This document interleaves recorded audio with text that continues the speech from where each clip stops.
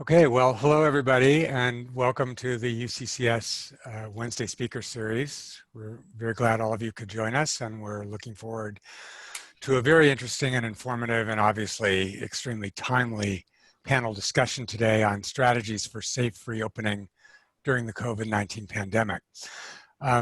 This panel is actually part of the UCCS Summer Symposium on COVID-19. It's part of a series of 4 talks, so we hope you'll check out our website at uccs.ucdavis.edu for information on those talks and others.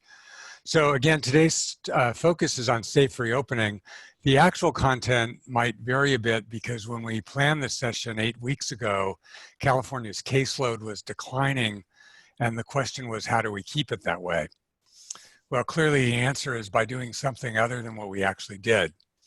Because as you know, the infection curve is on the rise in many parts of the state. And yet, after 3 months of full or partial lockdown, there's a need to find safe and creative ways to get children back to school, students back to college, workers back to work.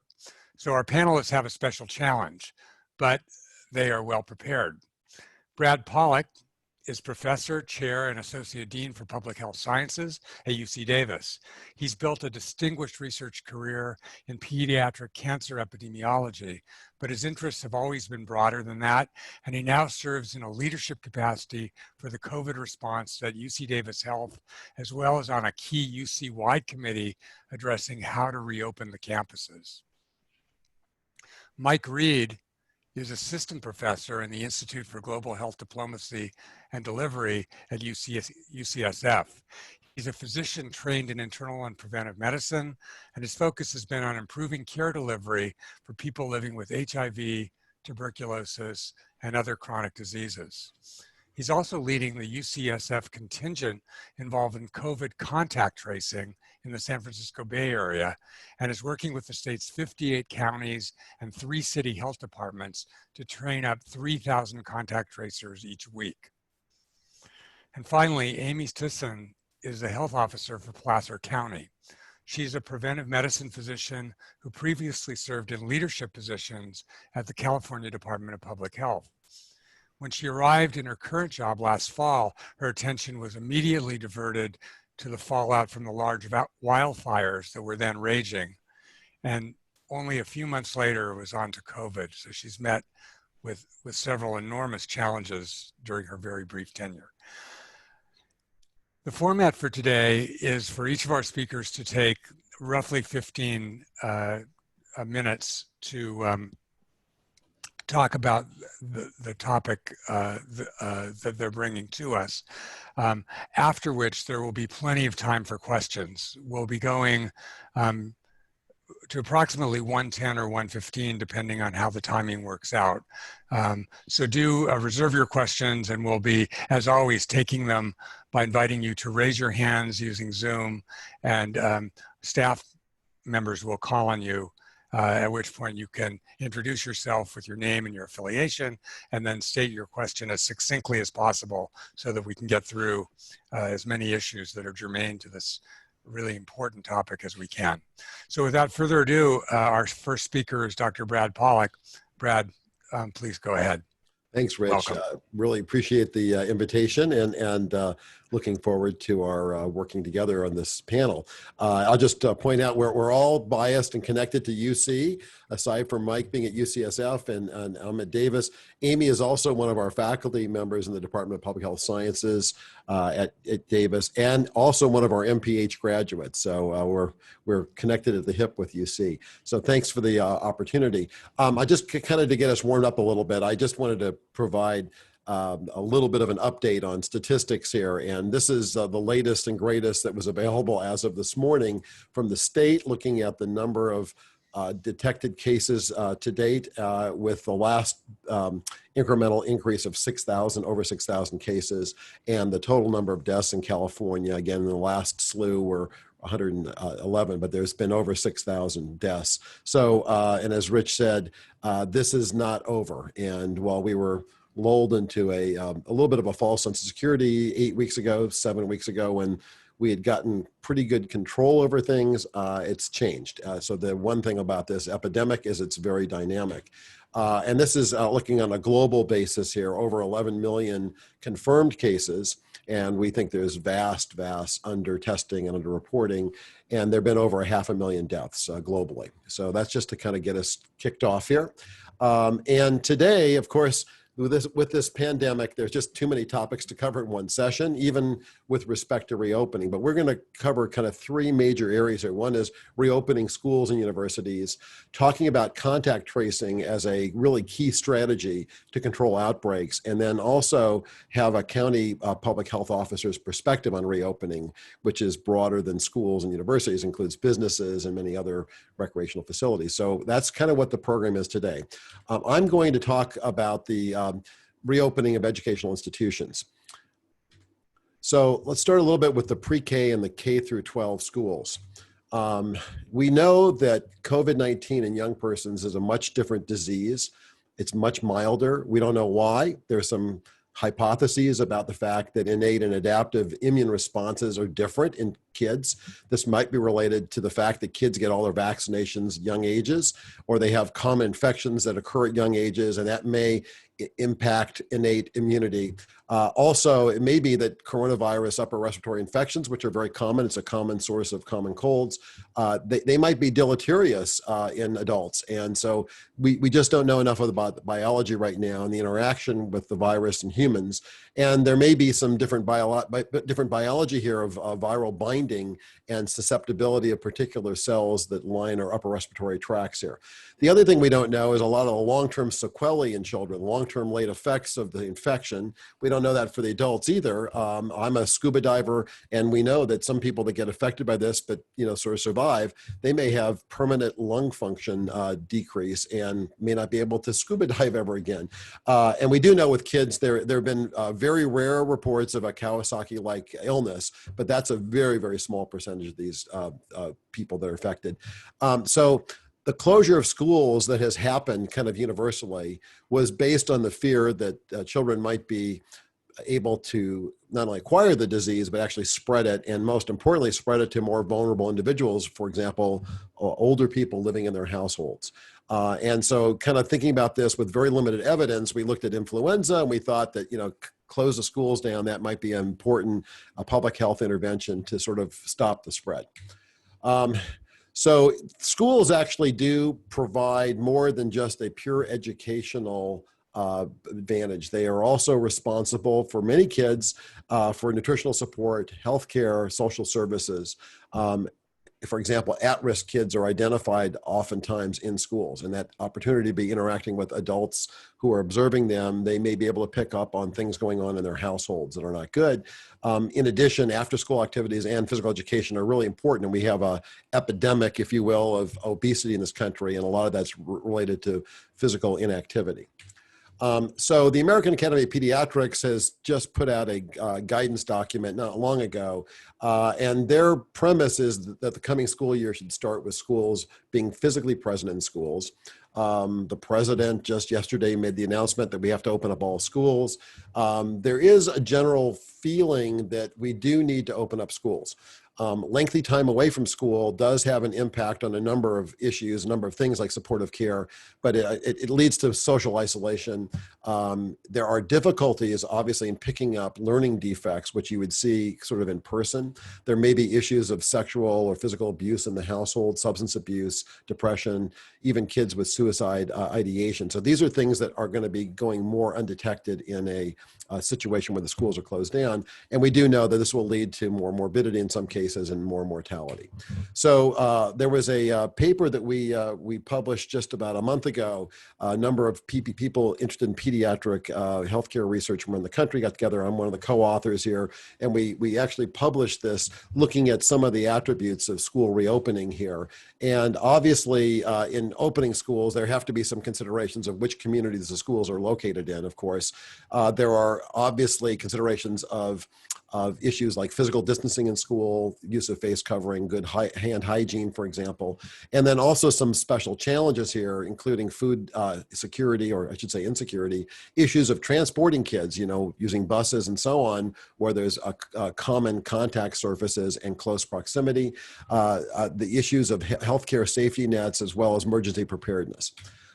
So there is some evidence about the infection with the virus and transmission in schools, and it's kind of lining up that this is not a major source of spread of the virus. And again, it's a little controversial, but there's some anecdotal information that was published in Ireland here that found no evidence of transmission for 3 students, but in other places, they have demonstrated some outbreaks have occurred in schools. But the thought right now, without looking at really having a good solid evidence base, is that kids are probably a third or half as likely to transmit the virus as adults are. So, and it turns out that the younger the kids are, the less likely they are to transmit. So the gestalt here is it's probably likely that the kids that are going to transmit, but are not going to be the major source here. And so then it becomes an issue of trying to balance the harms and benefits out. There is some encouraging news from other parts of the world here, and some interventions where you keep student groups small, require masks, implement physical distancing in schools. These are measures that do seem to be effective in the school setup situations. Again, younger kids are least likely to spread the virus, so there may be some considerations of very young kids versus adolescents, and that in terms of the interventions you're going to use. And then when the outbreaks do happen, if we're prepared for this, there are ways of detecting them more quickly and being able to intervene. So with higher education, it gets a little bit more complicated. With higher education, we have some of these reports coming out. There was one that came out about a week and a half ago about University of Alabama talking about some frat party where things got spread, and it turned out to kind of be a fake story. But this is not a fake story. This was reported a few days ago. University of Washington, one of the fraternities had a party. There were 121 people that were directly tied to this party as a source of infection. So this is a big fear we have when we start talking about opening up schools in the fall.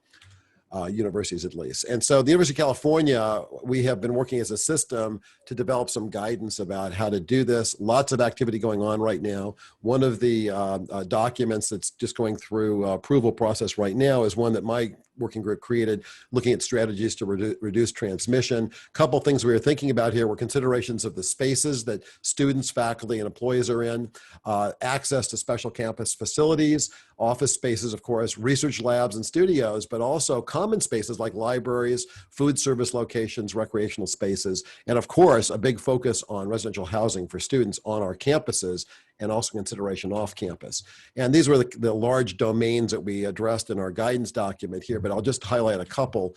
Couple general ones now are for student housing, trying to lower density. And in fact, there's some guidelines that are coming out also from the UC system to try to limit the number of folks in a dorm room to a single person, if possible. There's also considerations of the use of common bathrooms and limiting those numbers. Establishing family-like pods where the students that are going to be rooming together or sharing a bathroom, they kind of become like family members, and they're trusted, and they have to stay safe together like a family member would. And there's issues of disinfection of spaces, as well as doing targeted surveillance, symptom tracking surveillance, and testing for folks that live in these residence halls. And then there's also some considerations now of having some capacity to isolate and quarantine students and also employees who may be infected or were at least potentially exposed, to sort of isolate them off for a certain length of time to separate them from the rest of the population. And of course, we're also concerned about mitigation efforts for off-campus living. So the other focus was on student personal behaviors, health behaviors in particular, and that is obviously getting messaging going for enhancing physical distancing, use of face covers, and hand hygiene. And there are a variety of things that we can roll out to try to get the messages across in an effective way, including online courses, webinars, social media, and so on. And of course, the other issue is to try to extend this not only to the campus itself, but to the local communities as well as to the students that live off campus. And we think a key strategy would be involving students directly in the design and implementation of mitigation strategies, as well as bringing in student organizations and fully engaging them in this, including Greek life, getting the sororities and fraternities involved in this, and having some incentives for having the lowest number of cases over a quarter, for example.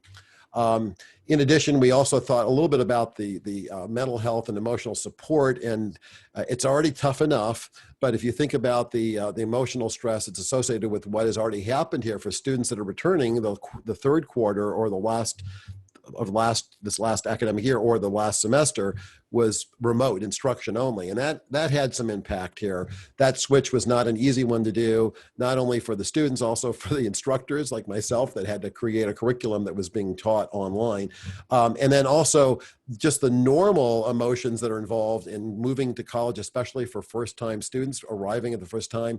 And then you compound that with a pandemic and even the civil unrest that we've seen in the protests over the last couple of weeks, and it really can cause some incredible distress for a lot of the students. And we think there's going to be a need for increased use of student health and counseling in our various campuses here. And then two other documents that are again being refined now. One has kind of been a second version, but testing recommendations and contact tracing. And a second document, which is focused on symptom screening in particular. There are two task forces that were assigned to each of these. So in a nutshell here, a key part of the strategy here is symptom screening, testing, and case identification, and or contact tracing, depending on how you define things. And I just want to sort of bring everybody back up to speed here that we have been bombarded with messaging for the last 3 or 4 months about testing is key, more testing, more testing. The governor set some thresholds, some targets for testing. We were up to 60,000 tests a day, which is what he wanted originally. Now we are at 100,000 tests per day. There are some issues with test reagents and media being available. And so some of the testing sites are closing down. But the benchmarks that we've used for the last 4 months have been, number one, was the number of tests performed daily, as if that by itself was going to be magic. And I don't think it was. Doing general massive testing is not necessarily going to get us close to where we need to be. But now we're seeing the positive test rate increase, and that's been pretty dramatic over the last couple of weeks. So it's the proportion of folks that get tested that test positive that is also a concern, as well as hospitalization rates, use of ICU beds, and mortality. So testing is obviously only as good as the ability to operate on the test results. So you can do all this testing here, but without effective contact tracing with subsequent isolation quarantine, it's not good to do testing. Mike's going to talk about that in particular. So contact tracing is a really key strategy here to look at patterns of spread and try to intervene early and try to disrupt those. And I say on the college campuses, at least, there's been discussions and arguments going back and forth about doing massive asymptomatic testing. All students, regardless of whether they have symptoms or not, versus those that have symptoms, getting them tested more quickly. Students that are returning to campus for the first time for the academic year, maybe you test all those. That's being discussed and debated. How often should you retest students? It doesn't do you any good to do a one-time test.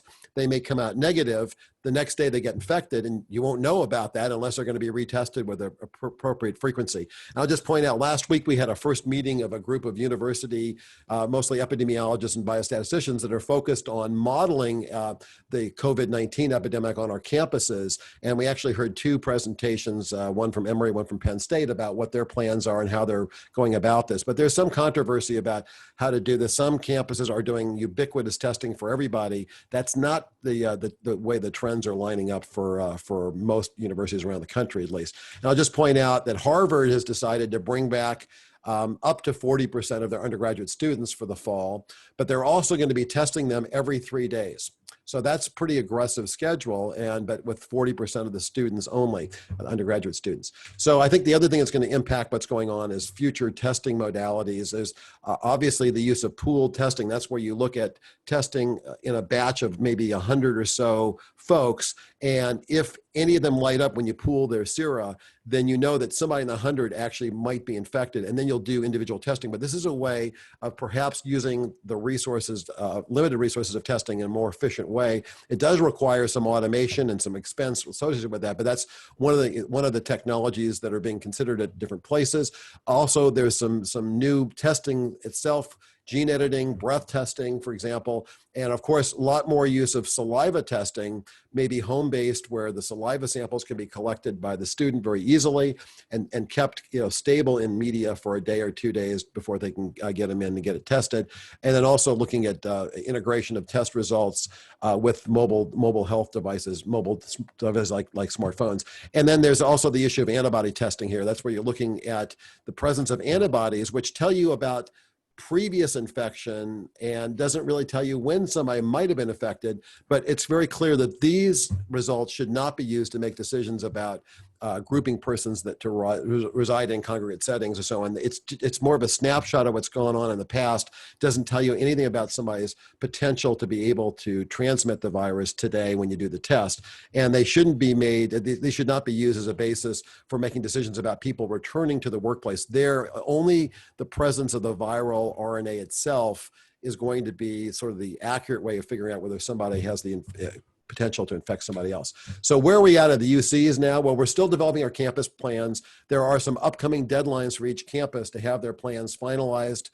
For the semester system, a little bit sooner than we have 2 campuses on semesters, and the other campuses are on the quarter system. But these plans are being shaped up right now. I'll just point out at UC Davis, we have actually 4 groups working on this. I'm on all 4 of these groups, just showing you those here on the screen very briefly. So a lot of activity going on, both at the state level, at the UC system level, I should say, and also at the local level. And this is happening at the other UC campuses as well. I would say any plans that are being made now have to accommodate a changing dynamic local situation. And I'll just tell you, so far, I have not seen the perfect plan yet. And I've looked at a lot of plans from around the country. So we're all trying to slug through this and come up with something that makes sense. So I want to give you a couple concluding remarks here. I think reopening schools and universities is going to be a challenge because the epidemic's not the same. It wasn't the same when we planned this particular webinar. It's not going to be the same a month from now. So we have to be able to change with the times and accommodate what's going on. As they say, all politics are local, all epidemics are local. So we're looking at counties in particular to drive some of the decision making about what we can and can't do in schools and at universities. Obviously, the benefits have to outweigh the harms. There are real harms from having schools closed for young kids, including food insecurity, learning gaps, identifying special needs. We also know that the ability to reopen schools depends a lot on the community characteristics. I know Art Reingold and I were working with a group of parents in Oakland where there was the decisions being made about closing schools and doing that permanently using the excuse of the epidemic, but there were some underlying issues with regard to the need to have those schools remain open. And then lastly, I think we should be deploying every risk reduction measure we have available to us. The problem is a lot of these don't have the appropriate evidence base. As scientists, we like to know, we like to have data, we like to have interpretation of the data that's based on real information and not guesstimating what we're doing. And we're just developing some of the evidence bases now needed to inform those decisions. So with that, the last thing I'll just say is that technology has played a big role for us. Those of us that teach have learned to use Zoom and other types of online teaching tools. I think regardless of the epidemic, we will be using more of those in the future. There are some advantages. They will be part of the armamentarium of different teaching tools we have at our disposal. And I think the other thing we need to be worried about now, even though it's not ready yet, when we develop and identify effective vaccines here, we are going to have a significant challenge in making sure we get uptake of those vaccines. We have anti-vaxxers, and they're going to be challenging this as well. And so we might have a perfectly great, safe vaccine, and we still may have deficient uptake because of some of the political attitudes about things. So this is going to be a challenge for all of us. With that, I'm going to go ahead and turn it over. Just the last slide here was, this was in the Wall Street Journal, a couple weeks ago here. They said, how do you get COVID-19? The main culprit is close-up, person-to-person interactions for extended periods of time. It's social gatherings. It's people not keeping their physical distance, not wearing face masks. And, I'll just say this, if we did all these behaviors correctly, we kept our distance, the testing becomes less important. The thing that will put a nail in the coffin of the epidemic will be sort of having these available to us. I don't know that we're going to be that successful at it. We haven't been successful in the last month or so. And of course, vaccines are going to be very important. So with that, I'll go ahead and say thanks to everybody here. And I'm going to go ahead and then turn this over to Mike, who's going to be talking about contact tracing. And in particular, this is an incredibly important tool from the context of being able to identify hotspots and intervene quickly. Okay, so I'll let you take it over, Mike. Sure. Thanks, Prof. Pollock. Thanks, Brad. That was a super presentation. Somewhat sobering to hear your reflections on the potential impact of a vaccine, but thank you for sharing your insights. Yes, over the next few minutes, what I would like to do is review with you the work that I've been involved with in San Francisco and now on behalf of California Department of Public Health around contact tracing. I can honestly say that this has been a huge privilege to be involved with over the last 3.5 months. In my pre-COVID work, I was involved with global health programming, implementing HIV and TB programs in resource-constrained settings. And who would have thought that lessons learned from that may have informed the work that we've done to rapidly scale contact tracing in San Francisco, but I think that is the case. I don't have any disclosures. What I would like to do over the next 12 minutes is very briefly review with you, the purpose and principles of case investigation and contact tracing, and then speak to 4 questions that we sought to ask in San Francisco around how to do contact tracing and what success looks like, and then very briefly review with you impact to date, and then close with some final questions. So a key question, and Prof. Pollock mentioned this briefly, but when is it safe to come out again? How do we remove the physical distancing restrictions? And clearly we're already seeing people moving out into communities, regardless of whether some of these parameters or these indicators are demonstrating that it's safe to do so. But ensuring that cases aren't increasing, that we have a robust public health infrastructure and healthcare system that can accommodate cases, being able to support medically vulnerable individuals and prioritize societal benefits are all key to how we think about this. And then the last piece is being able to tighten the faucet if cases spike again. And what that involves is in part ensuring that people have access to testing, but also that we're able to identify both cases and close contacts of cases as quickly as possible, recommend that those individuals get tested and can quarantine or isolate as appropriate. So in that context, in thinking through how do we turn the faucet off, let me just kind of give you a very high level understanding of what case investigation contact tracing involves. Essentially, it's the work of reaching out to each individual who's been diagnosed with COVID, finding out where they've been, who they've been in contact with since they were diagnosed with COVID, and in fact, for 48 hours before they had symptoms, if they had symptoms, in order that we can understand who they may have exposed, who they may have spread the infection to. In that interview, we also make recommendations around how that individual with COVID needs to isolate, and do they have the resources to do that. And the second piece, what we understand as contact tracing, is reaching out to those contacts that were identified by the case investigator in order to A, determine do they have symptoms, are they already confirmed to have COVID themselves, B, can they get tested, and C, do they understand their responsibility in terms of quarantining for 14 days, recognizing that given their exposure, there's a likelihood that they could develop COVID themselves, and to prevent onward transmission, they need to quarantine. All of these efforts are crucial to breaking the chains of transmission or turning off the faucet. So as we thought about what scaling up a contact tracing capability looked like in San Francisco back at the end of February, we sought to ask a few questions, like how can we do this efficiently in terms of available technologies? What's the human resource need in order to do this, recognizing that the Department of Public Health back at the end of February in San Francisco was already maxed out, was struggling to keep on top of all of the outbreaks that they were seeing. If we wanted to scale contact tracing capability, where were we going to get people from to do this? And then if we were going to train people that had no a priori public health experience, what were the training requirements? And then in addition, and most importantly, how do we do that in a way that frames or is responsive to the fact that COVID has disproportionately affected historically marginalized populations? So let me focus briefly on each of these different things. So in San Francisco, the work of contact tracing has involved using a digital solution. I want to make the point very clearly here. We're not talking about a proximity application or a smartphone tool that is Bluetooth enabled. We're using a case management tool that allows us to document this details about the cases and the contacts efficiently, and enables our team to do that remotely so that they can social distance. And we were looking for a tool that could be used by a non-clinical, non-public health workforce and could be trained on very quickly. And so in San Francisco, for the last 2.5 months, 3 months, we've been using ComCare. It's a social enterprise tool that serves this purpose, but many jurisdictions across California are now moving to a Salesforce-based solution, which the California Department of Public Health has adopted, which is called CalConnect.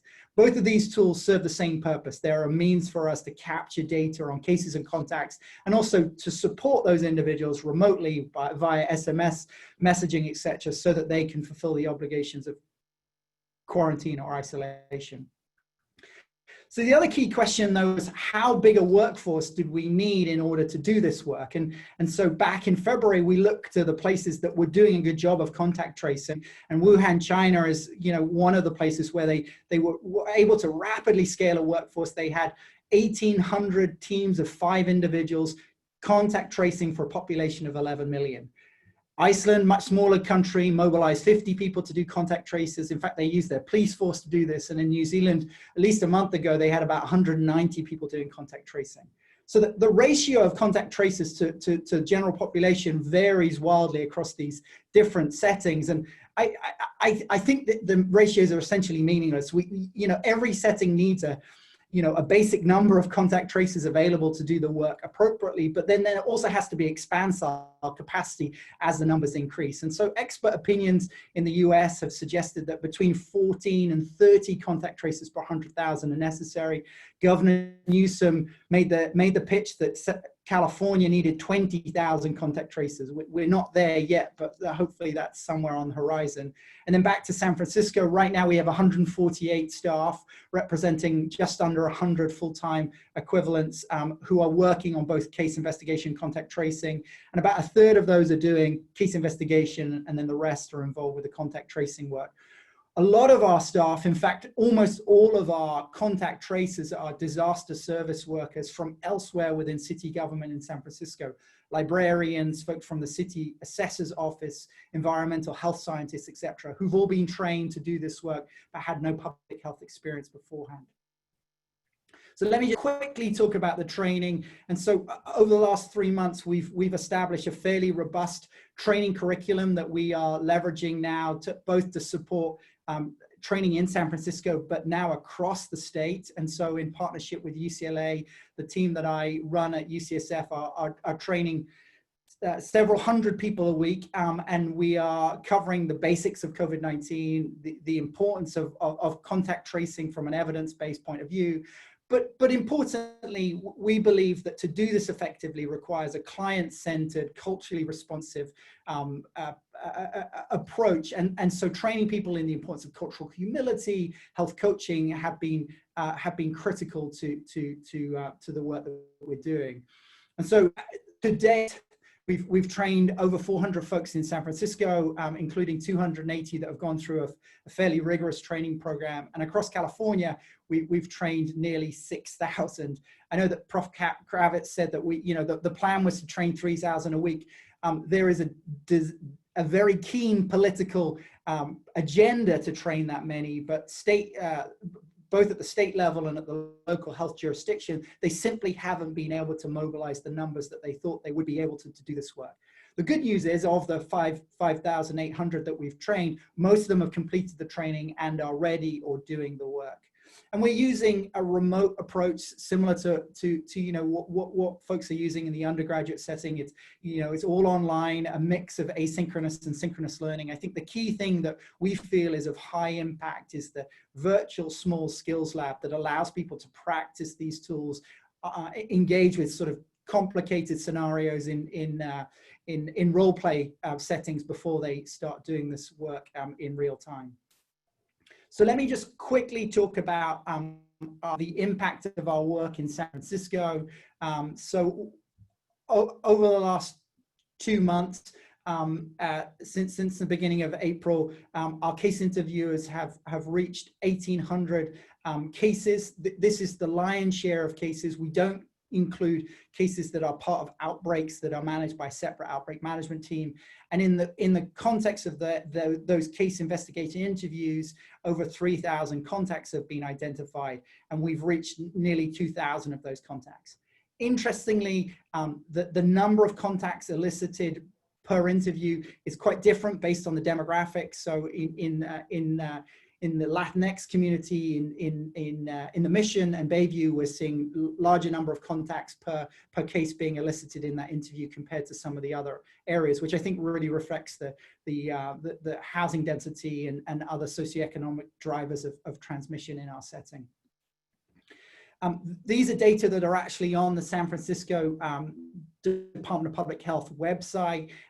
We, like all of the other Bay Areas, are holding ourselves to a set of aspirational targets to reach 90% of cases and to reach 90% of contacts, and to support 90% of cases to fulfill the requirements of obligation, the requirements of isolation, and to support 90% of contacts to fulfill the obligations of quarantine. And I've included here the fact that up until about a week ago, we were doing a really good job. We've reached 82% of cases and 88% of contacts. I think with the recent surge in cases, those numbers will drop a bit. These are 2-week average, so I haven't shared anything more up to date than that because it's not currently available.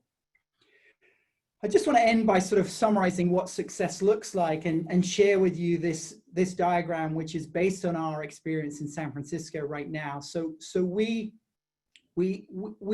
seeing that from the time that an individual develops symptoms to the time when we reach the contact is on average about 6 days. And in fact, the time from the case investigation interview to the contact tracing interview often is very rapid. We're calling the contacts within 24 hours of the case investigation interview happening. The biggest latency in our system is actually here in the middle between symptom onset and getting tested. But if we're serious about sort of truncating this continuum from when folks become infectious to when we're reaching both cases and contacts, then we need to be testing the contacts as quickly as possible to prevent that, the latency at the start of the continuum for the next generation of transmission. And so again, in San Francisco, we're recommending that all of our contacts get tested as soon as the contact tracing interview begins, and then again at the end of quarantine. I think the other thing, and I'm going to close in just a second, as we've reflected, is that success in this work involves an inclusive response. And we recognize that trust comes easier between people with shared language and culture, etc. So we're actively involved in trying to recruit contact tracers who speak the language that are spoken disproportionately by the communities affected by COVID. And a future state, not far down the line, our hope is to engage community-based organizations in doing the work of contact tracing rather than having disaster service workers doing it. We also recognize that this work carries a heavy load for our response workers, these contact tracers who are, facing scenarios on the phone that they couldn't ever have imagined experiencing. And the phenomenon of vicarious trauma is a true one when they're getting on the phone and hearing about people who died or living in impossibly difficult social situations. And so our team has worked hard to create a community of practice and to support people so that they're able to manage these encounters as they do the important work of contact tracing. In addition, though, and this is where I'll end, contact tracing is not a silver bullet. And as we reach out to people, it's clear that just getting on the phone and saying, hey, you need to quarantine is not good enough. We need to be able to support people with the resources so that they can be successful in fulfilling the obligations of quarantine. And that looks different for different communities, but it probably means access to financial resources, access to food and medications, etc. And then the other thing is clear that contact tracing in certain communities, particularly those that already feel marginalized and at risk, for example, those that don't have a formal documentation status, requires a more thoughtful, well-intentioned response. And so, again, we're thinking about how we can support contact tracing in the field, face-to-face, rather than over the phone. And that's certainly something that we're looking to do and expand in San Francisco moving forward. So I'll end there. I'm happy to take questions after Dr. Sisson has spoken. But again, let me just say thank you for the opportunity to share our work with you. And I'll just give props to my colleagues across different institutions that I've worked with over the last couple of weeks, particularly folks at San Francisco Department of Public Health who are doing a stalwart job as we speak. Thank you. Great. Thanks, Mike. It's wonderful. Okay, we're going to switch to Amy. Go ahead. Take it away, Amy. Okay. Are you seeing my slides? Perfect. Yeah. Okay. Just give me 1 second. Okay, so I want to start by saying thank you to Dr. Pollock for inviting me to participate on this panel. And over the next 12 or 15 minutes, I'd like to provide a local on-the-ground perspective about reopening in Placer County during the pandemic. And I'll walk you through my decision-making processes, opportunities, and challenges. But I want to start by telling you a little bit about Placer County. Placer County lies north and east of Sacramento with its county seat in Auburn. The population is approximately 400,000 residents, and it spans a large geographic area from Roseville all the way to North Lake Tahoe, with a mix of suburban and rural communities. Placer's politics lean Republican, with all elected federal and state representatives being Republican. In terms of coronavirus burden, Placer is currently at level 2, or yellow, on the 4-level map from Harvard published at globalepidemics.org. Placer is not on the state's monitoring list, but will likely be added to the list tomorrow based on our 14-day case rate, increasing hospitalizations, and reduced ICU capacity. This slide provides a timeline of coronavirus actions in Placer County to show when the virus first appeared, when we shut down, and when reopening began. On March 1st, our first case was identified. 2 days later, our second case was identified, and I declared a local health emergency. On March 19th, I issued a directive to shelter in place, and later that same day, the state issued a stay-at-home order. Placer remained basically closed except for essential activities and businesses until May 8th, when all of California was allowed to resume curbside retail. On May 12th, Placer County received a variance from the California Department of Public Health, allowing us to reopen faster than the state as a whole. The next day, restaurants reopened for dine-in service and stores reopened for in-store shopping. On May 26th, Placer entered stage 3 of the state's reopening roadmap, allowing hair salons and barbershops to reopen. In-person church services were also allowed to resume at that time. On June 12th, Placer moved further into stage 3 of reopening, allowing the higher risk sectors of gyms, pools, campgrounds, day camps, and more to resume. And 1 week later, tattoo parlors and nail salons were permitted to resume operations. This came 1 day after the state issued a statewide face covering mandate. So just to put a little context here, reopening is only necessary because we sheltered in place. So when we in Placer started having conversations about reopening, we started by asking ourselves why we sheltered in place to begin with. The answer? To flatten the curve, to spread cases and hospitalizations out over time so that there wouldn't be a large surge of cases all at once that could overwhelm the healthcare system and lead to people dying because there weren't enough ICU beds or ventilators. So if the goal of sheltering in place was to flatten the curve, this same mindset needed to be the goal of reopening. We recognized that there would be an increase in cases and hospitalizations associated with reopening, but that reopening was necessary to balance public health and the economy. Our goal was not to prevent all cases of COVID-19. Rather, it was to keep cases and hospitalizations low enough to not overwhelm the healthcare system. Once we framed all of our reopening conversations in light of this larger goal, we had a compass to guide us as we tackled reopening. But even with this compass, we still had way more questions than answers. I've listed some of our many questions here: the who, what, when, where, why, and how of reopening. During the earliest discussions, it wasn't clear whether the state would tell counties how and when to reopen, or if each county would have to figure this out on their own.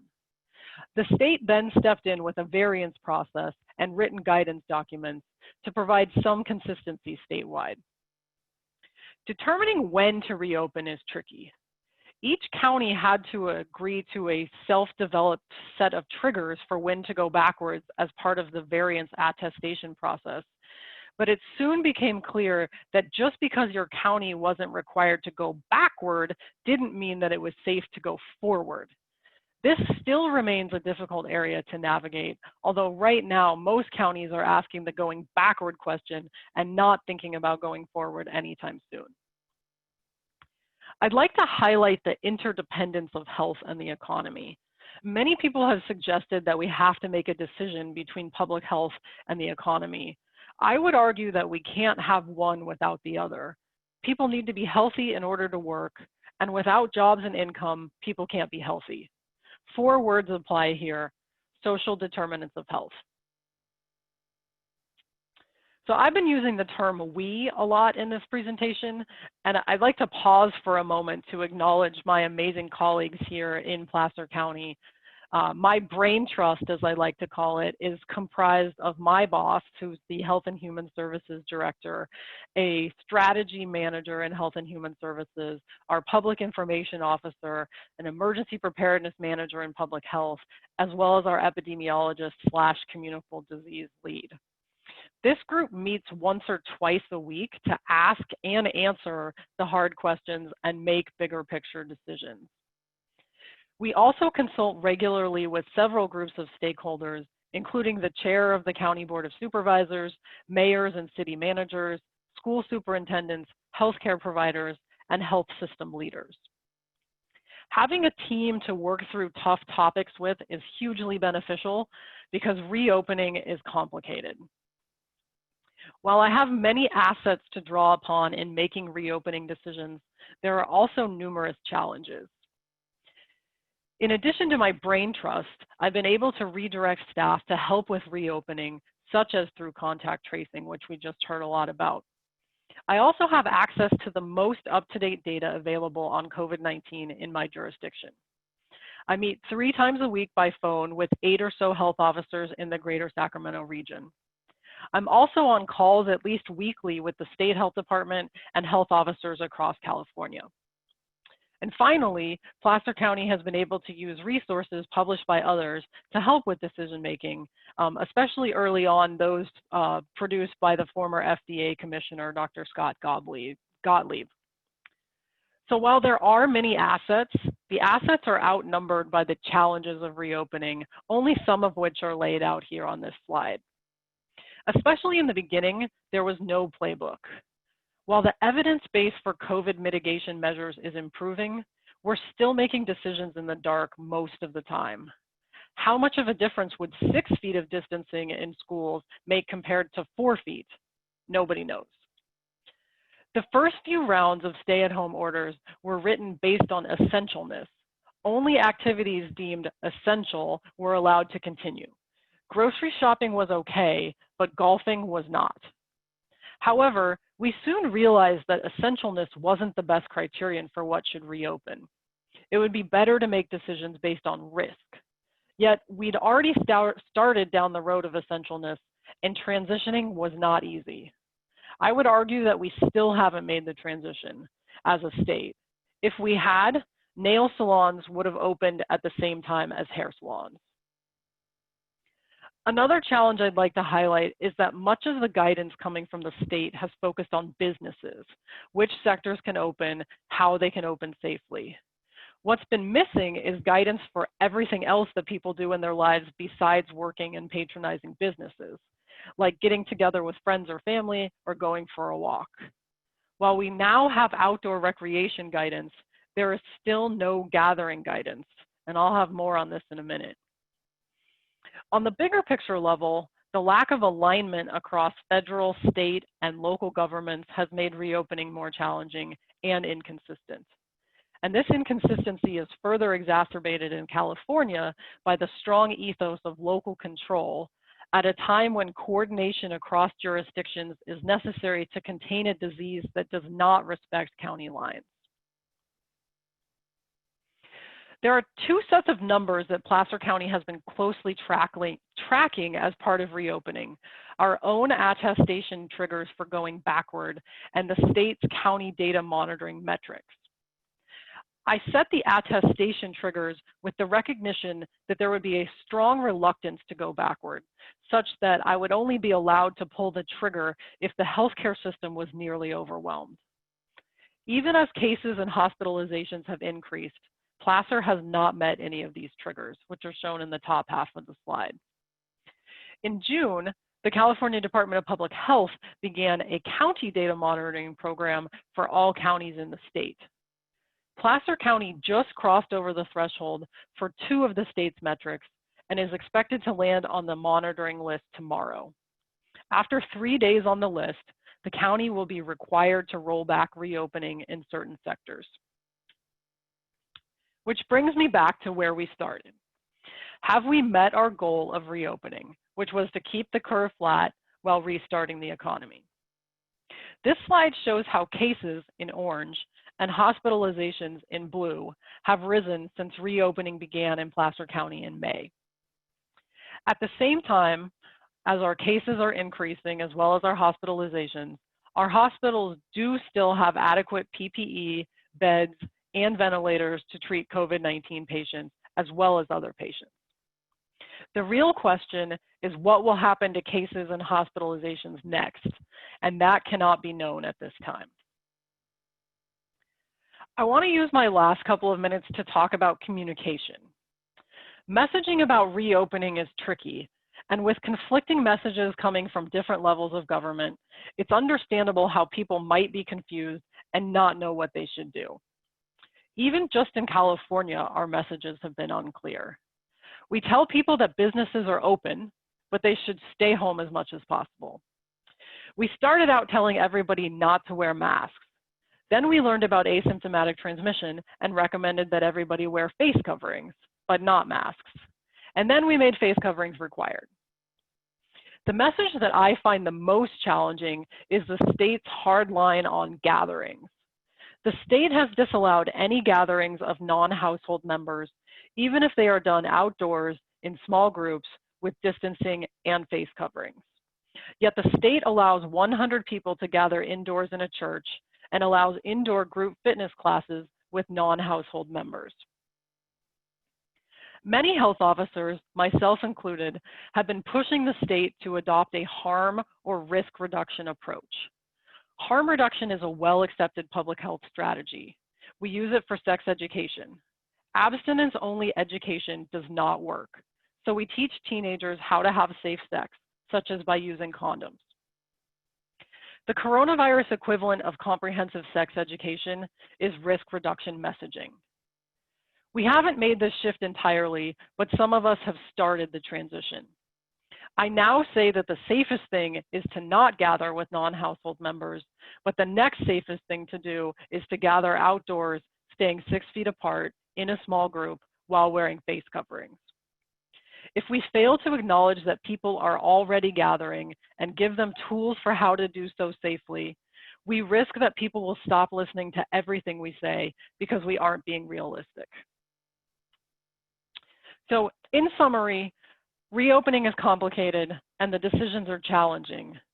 Being mindful of the big picture goal to keep the curve flat certainly helps, but building the plane as we fly it will never be easy. Thank you. Great. Thanks, Amy. That was terrific.